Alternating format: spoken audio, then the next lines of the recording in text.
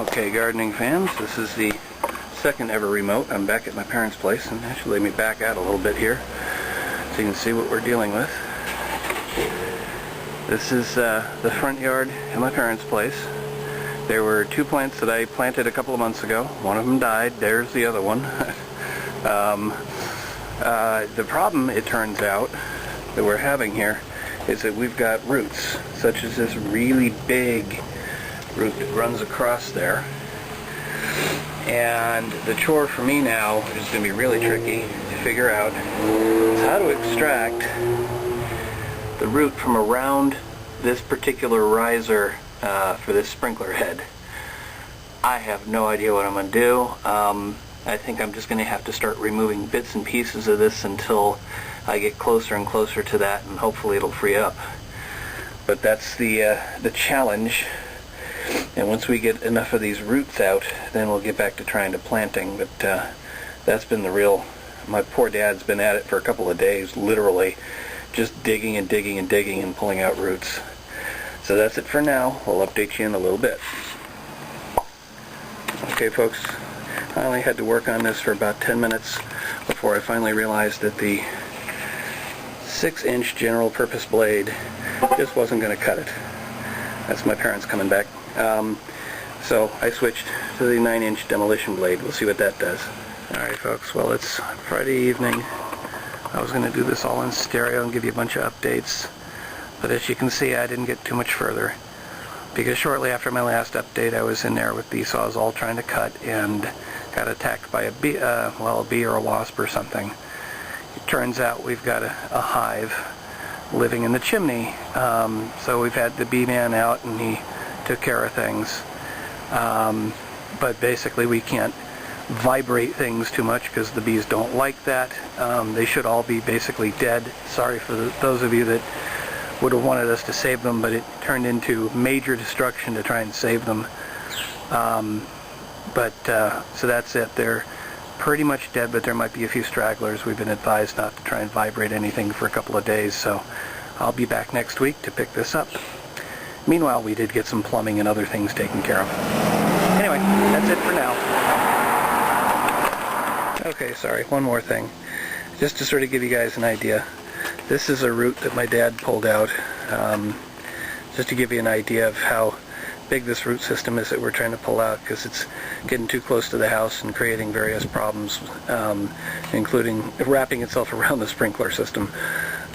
This was not the one that was wrapped around the sprinkler system, but this is a smaller version. Probably the biggest chunk of root I took out was probably 8 inches in diameter, something like that, but that gives you an idea of what we're dealing with. And it feels like it's ironwood that we're trying to cut. Let me give you sort of a quickie. That big old tree in the distance there, kind of mid-frame, that's a pepper tree. I don't know if the wood is supposed to be that hard, but it certainly was hard to cut through.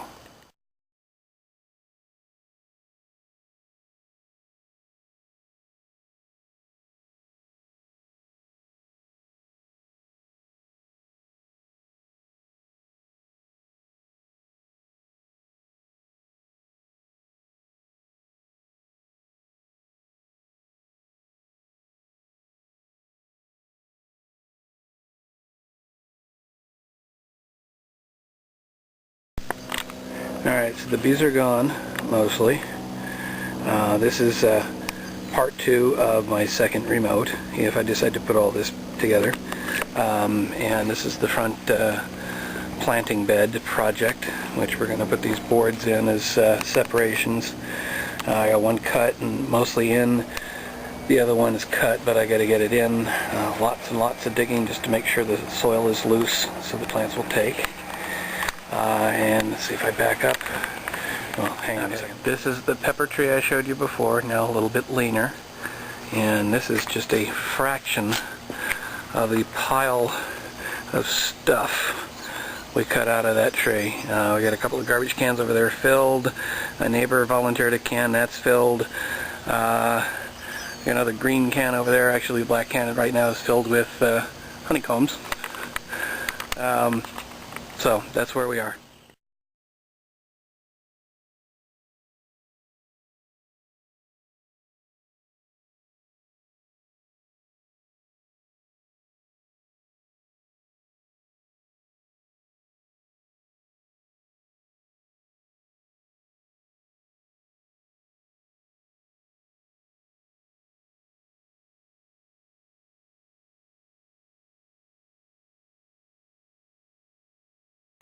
Alright folks, so there you go. This is part of the gardening thing out front.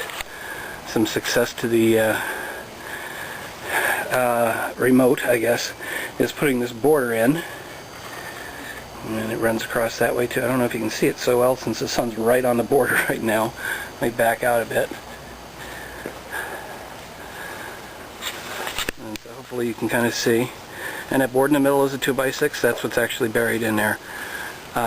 We just cut pieces to fit between the posts and buried it in there. Now I got to get back to all the other stuff, digging out the plants and figuring out if the plumbing for the sprinklers is okay, and moving a couple of plants out. These two plants over here, my understanding is the one on the right they don't care about, but the one on the left they want to save. So that's going to be a bit of digging, but now I got to go back in and deal with the stucco.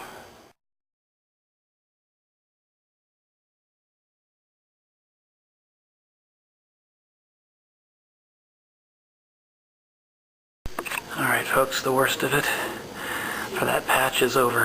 Now it's just down to painting, which I've done plenty of.